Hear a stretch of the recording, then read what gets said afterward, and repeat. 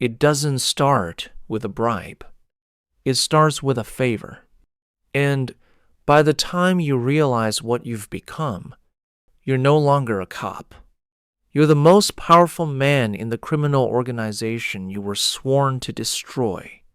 You're 6 months on the force, still polishing your boots, still correcting older officers when they cut corners, still believing the badge means something. One night, you pull over a black SUV, tinted windows, clean plates, expensive driver. He doesn't argue, doesn't apologize. He just studies you. Before he leaves, he says, "Call me if you ever need help." He hands you a card. You throw it away. Or at least, you think you do. 2 months later, your wife collapses. Emergency surgery, complications, insurance delay. You're a cop. You don't have money like that. You're standing in a hospital hallway when a familiar voice says, "We'll take care of it." Gray suit, same man. The surgeon arrives within minutes. The paperwork disappears. Your wife survives. No bill, just a quiet reminder. You don't owe me, not yet. That's the moment the hook sinks in. Because now you feel grateful, and gratitude is more powerful than greed. The first request is tiny. Take your break at 9:15 instead of 9. You don't even ask why. At 9:12, a shipment moves through your patrol zone. You didn't see it. Technically, you did nothing wrong. Then comes the second.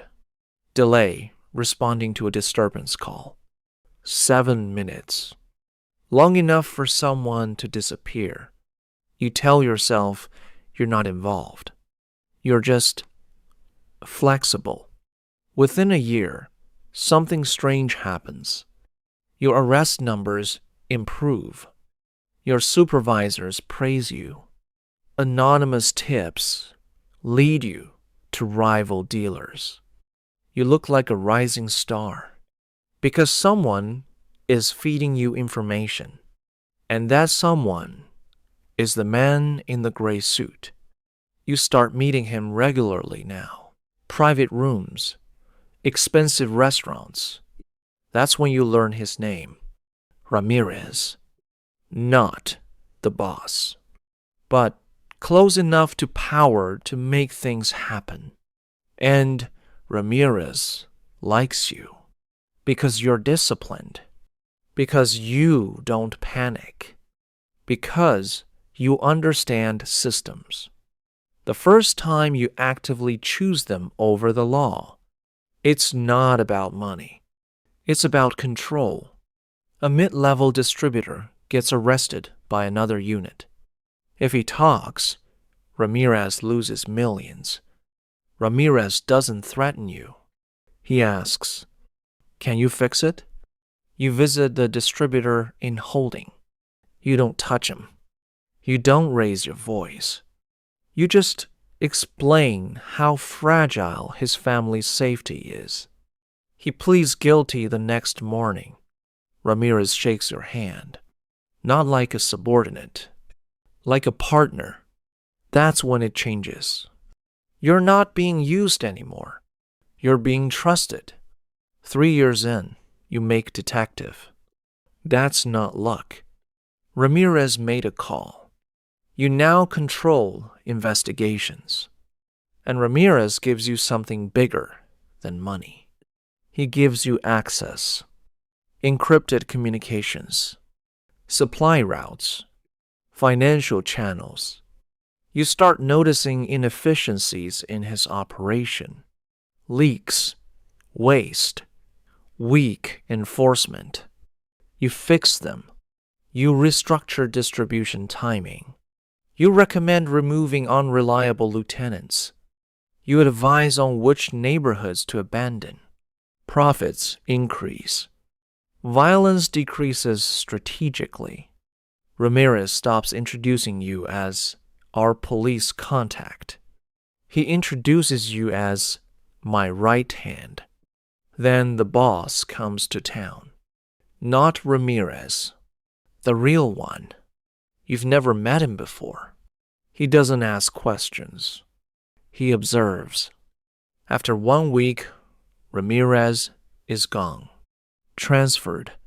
Quietly. You don't ask where. The boss sits across from you and says, "You understand both worlds. That makes you valuable. You are no longer protecting the cartel. You are designing it. 5 years ago, you were a patrol officer. Now you decide which shipments move like. Decide which officers get promoted. Decide which rivals get arrested. Decide which witnesses disappear. You still wear a badge, but the badge works for you now. You begin using the department itself as infrastructure. Evidence rooms become supply storage. Task forces eliminate competition. Budget reallocations protect distribution corridors. You don't think of yourself as corrupt. You think of yourself as efficient. Crime is inevitable. You're just managing it. The FBI eventually notices patterns. They start circling. But here's the thing. You built this system. You know its weak points. You redirect investigations. Sacrifice minor players. Feed prosecutors small victories. The boss trusts you completely because you're not just loyal. You're strategic. You're irreplaceable. You're 52 now. Still on the force. Still respected. Still shaking hands at charity events. But every major criminal decision in the city passes through you first. You don't take envelopes anymore. You take percentages. You don't wait for instructions. You give them. And somewhere tonight, a rookie cop is pulling over a black SUV, and the driver is watching him carefully.